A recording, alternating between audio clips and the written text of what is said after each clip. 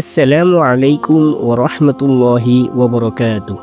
ইসলামে জান্নাতে যাবার জন্য সহজ ও গুরুত্বপূর্ণ কিছু আমল উল্লেখ করা হয়েছে। এগুলো নিয়মিত পালন করলে একজন মুমিন আল্লাহর রহমত ও জান্নাত লাভের আশা করতে পারে। প্রিয় দর্শক, জান্নাতে যাবার জন্য সহজ 10টি আমল আজকে আপনাদের মাঝে তুলে ধরব। 1 নম্বর হচ্ছে নামাজ প্রতিষ্ঠা করা। 5 ওয়াক্ত নামাজ যথাযথভাবে আদায় করা জান্নাতে যাবার প্রধান শর্ত। আল্লাহ তাআলা কুরআনে বলেছেন, নিশ্চয়ই নামাজ অশ্লীল ও মন্দ কাজ থেকে বিরত রাখে। সূরা আনকাবুত আয়াত নং 45। 2 নম্বর হচ্ছে সৎ কাজের নির্দেশ এবং অসৎ কাজ থেকে বিরত রাখা। সৎ কাজের আদেশ এবং মন্দ কাজ থেকে নিষেধ করা মুমিনের একটি দায়িত্ব।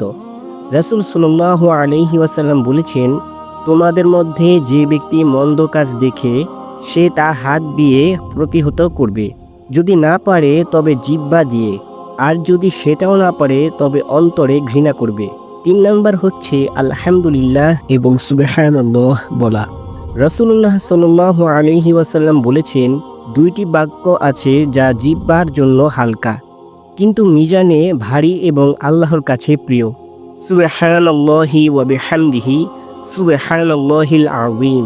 বুখারী ও মুসলিম। 4 নম্বর হচ্ছে সদকা করা।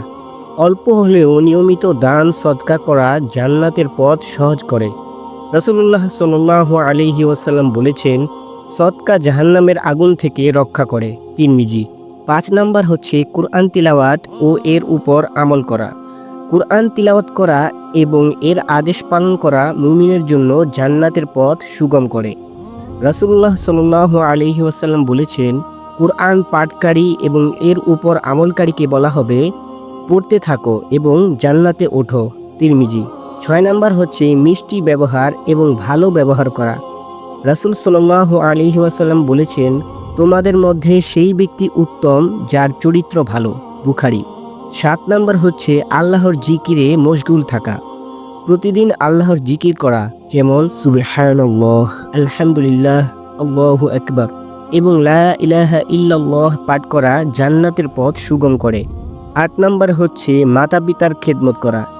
মাতা পিতার প্রতি সদাচরণ এবং তাদের খেদমত করা জান্নাতে যাওয়ার অন্যতম সহজ উপায়। রাসূল সাল্লাল্লাহু আলাইহি ওয়াসাল্লাম বলেছেন, মাতা পিতা সন্তুষ্ট থাকলে আল্লাহ সন্তুষ্ট হন। তিরমিজি। 9 নম্বর হচ্ছে ছোট ছোট গুনাহ থেকে বেঁচে থাকা। ছোট গুনাহ বারবার করতে থাকলে তা বড় গুনাহে পরিণত হয়, তাই সব ধরনের গুনাহ থেকে নিজেকে বাঁচানো জরুরি। 10 নম্বর হচ্ছে আখিরাতের প্রস্তুতি নেওয়া।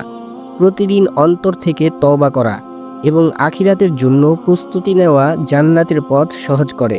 এই আমলগুলো নিয়মিতভাবে পালন করলে আল্লাহর রহমতে জান্নাত লাভ করা সহজ হবে। আল্লাহ আমাদের সবাইকে জান্নাতের উচ্চ মর্যাদা দান করুন। আমিন।